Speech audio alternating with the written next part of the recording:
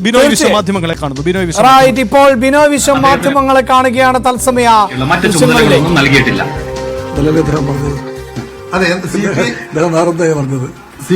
വിശ്വസിക്കേണ്ടത് അല്ല CPI അല്ല രണ്ട് അഭിപ്രായം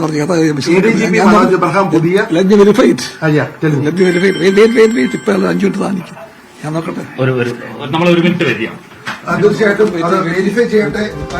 യെസ്, അതാണ്. എന്തായാലും ബിനോയ് വിശ്വം കൃത്യമായ ഒരു പ്രതികരണത്തിലേക്ക് തയ്യാറായിട്ടില്ല. അതായത് ഉത്തരവ് ഇറങ്ങിയിട്ടില്ല എന്നത് തന്നെ ആയിരിക്കണം ഇതിൽ നിന്ന് നമുക്ക് മനസ്സിലാക്കേണ്ടത്. അല്ലെങ്കിൽ ഉത്തരവ് വായിച്ചു നോക്കിയതിനു ശേഷം ക്ലാരിറ്റി വന്നതിന് ശേഷം മാത്രമേ ഇതിൽ പ്രതികരിക്കൂ എന്ന നിലപാട്, പ്രത്യേകിച്ച് മുഹൂർത്തം കുറിച്ചു വെച്ചിട്ടില്ല, എപ്പോഴാണ് ADGPക്കെതിരെ നടപടി ഉണ്ടാകേണ്ടത് എന്നത് സംബന്ധിച്ച് എന്നതായിരുന്നു ബിനോയ് വിശ്വത്തിന്റെ മറുപടി. പക്ഷേ ഇപ്പോഴിതാ വളരെ പ്രധാനപ്പെട്ട വാർത്ത പ്രേക്ഷകരിലേക്ക് എത്തിക്കാനുള്ളത്. ADGPയെ ക്രമസമാധാന ചുമതലയിൽ നിന്ന് മാറ്റിയിരിക്കുന്നു എന്നുള്ളതാണ്. RSS നേതാക്കളുമായി ADGP കൂടിക്കാഴ്ച നടത്തിയത് ഗുരുതരമായ പിഴവാണ് എന്ന തരത്തിലുള്ള റിപ്പോർട്ട് DGP നൽകിയിരുന്നു. അതിന്റെ അടിസ്ഥാനത്തിൽ ഇപ്പോഴിതാ RSS കൂടിക്കാഴ്ചയിൽ RSS നേതാക്കളുമായി ഹൊസബുള്ള റാം മാധവ് ഉൾപ്പെടെയുള്ള നേതാക്കളുമായി ADGP അജിത് കുമാർ നടത്തിയ കൂടിക്കാഴ്ചയിലാണ് ഇപ്പോൾ നടപടി ഉണ്ടായിട്ടുള്ളത്.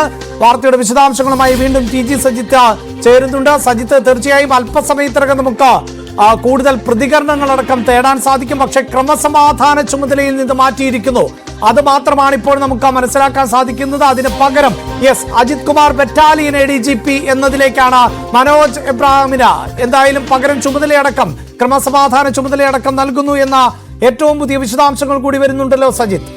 അതെ അഭിലാഷ്, ഈ നടപടി അത്ര കണ്ട് ശക്തമായ നടപടി സർക്കാർ സ്വീകരിച്ചോ എന്ന കാര്യത്തിൽ സംശയമുണ്ട്. കാരണം ക്രമസമാധാന ചുമതലയിൽ നിന്ന് മാറ്റി നിർത്തുക എന്ന തീരുമാനം മാത്രമാണ് ഇപ്പോൾ ഉണ്ടായിരിക്കുന്നത്.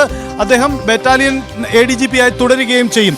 ഇത്തരമൊരു സാഹചര്യത്തിൽ MR അജിത് കുമാർ പോലീസ് സംവിധാനത്തിൽ തന്നെ ഉണ്ടാകും. അദ്ദേഹം മറ്റു ചുമതലകളിലേക്കൊന്നും തൽക്കാലം മാറുന്നില്ല എന്ന സാഹചര്യം കൂടിയുണ്ട്.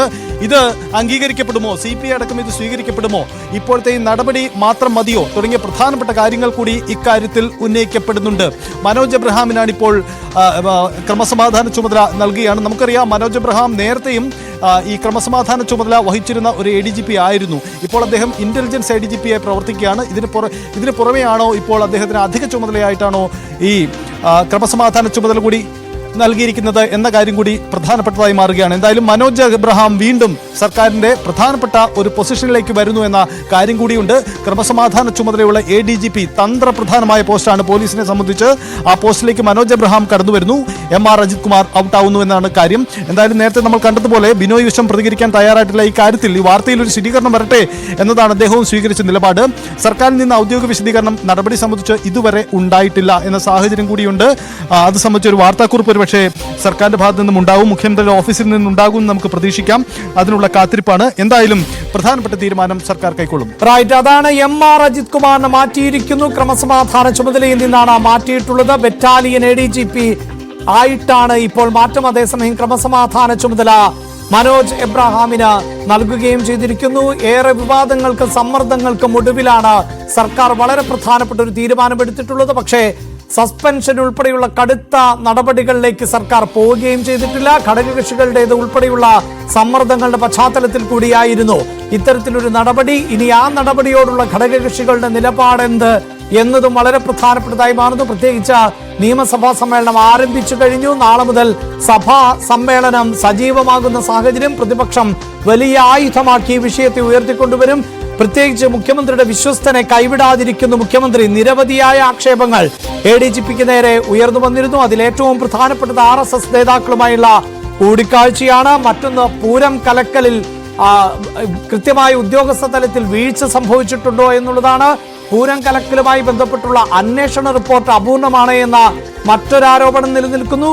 ഇതിന് പുറമെയാണ് അനധികൃത സ്വത്ത് സമ്പാദനം അടക്കമുള്ള ആരോപണങ്ങളും അന്വേഷണവും ADGP നേരിട്ടുകൊണ്ടിരിക്കുന്നത്. ഇത്തരം അന്വേഷണങ്ങളിൽ ആദ്യത്തെ നടപടി എന്ന് തന്നെ പറയാം RSS നേതാക്കളുമായുള്ള കൂടിക്കാഴ്ച.